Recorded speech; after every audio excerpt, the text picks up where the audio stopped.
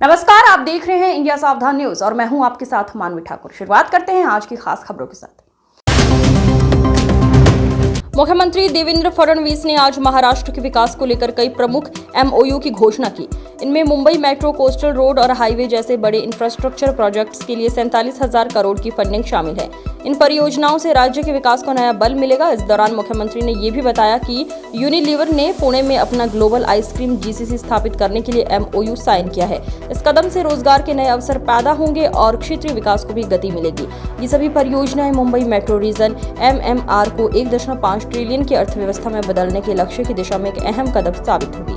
मुख्यमंत्री फडणवीस ने इन योजनाओं को महाराष्ट्र के भविष्य के लिए महत्वपूर्ण बताया। A lot of Indian companies have showed their interest in MMRDA. What kind of projects are we looking at, and which companies are these, and what is the outcome we are expecting? देखिए, आज हमने 5 MOU sign किए हैं। इसमें से एक महत्वपूर्ण है जो यूनिलीवर, एक बहुत बड़ी मल्टीनेशनल कंपनी है। इनका जो आइसक्रीम बिजनेस है उसका जीसीसी, जो उनका दुनिया का उनके लिए सबसे बड़ा जीसीसी है, वो पुणे में लोकेट करने का उन्होंने निर्णय किया हुआ है। और पुणे में हमारे साथ उन्होंने इसका आज एमओयू भी किया और इसके आने से जीसीसी की जो इकोसिस्टम है उसको एक बहुत बड़ा बूस्ट पुणे के अंदर मिलने वाला है। इसके अलावा हमने जो हमारे भारतीय फंड्स है उनके साथ एक एमओयू किया है, जिसमें ये हमारे सारे भारतीय फंड्स 4,07,000 करोड़ रुपया एमएमआरडीए को दे रहे हैं। एमएमआरडीए के जो प्रोजेक्ट्स है, चाहे फिर वो रोड्स के प्रोजेक्ट्स हो, टनल्स के प्रोजेक्ट्स हो, पीने के पानी के प्रोजेक्ट्स हो, हाईवेज के प्रोजेक्ट्स हो, कोस्टल रोड जैसे प्रोजेक्ट्स हो या फ्लाईओवर जैसे प्रोजेक्ट हो, सारे के सारे उनके जो प्रोजेक्ट्स है उन प्रोजेक्ट्स के लिए 4 लाख और मेट्रो के प्रोजेक्ट्स, इसके लिए 4,07,000 करोड़ का आज फंडिंग टाइप हुआ है।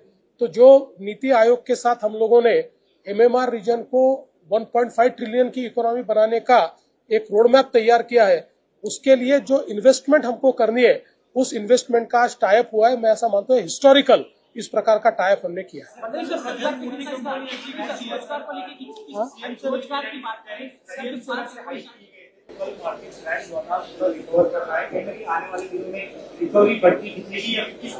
मुझे ऐसा लगता है कि रिकवरी बढ़ती दिखेगी, क्योंकि अब हम लोग टैरिफ का जिस समय अवलोकन कर रहे हैं, महाराष्ट्र की दृष्टि से भी कर रहे हैं, तो कुछ क्षेत्रों में वो टैरिफ हमें हिट करेंगे, लेकिन ओवरऑल इन टैरिफ के कारण एक बिजनेस अपॉर्चुनिटी भी हमारे लिए तैयार हो रही है और हम लोग प्रयास कर रहे हैं कि उस बिजनेस अपॉर्चुनिटी को हम लोग असेस करके उस दिशा में आगे बढ़े। और मुझे लगता है कि ओवरऑल अगर हम इसका इफेक्ट देखें तो मॉडरेट इफेक्ट होगा, ऐसा इनिशियली तो हमको लग रहा है। इसीलिए मार्केट धीरे धीरे सुधर रहे हैं।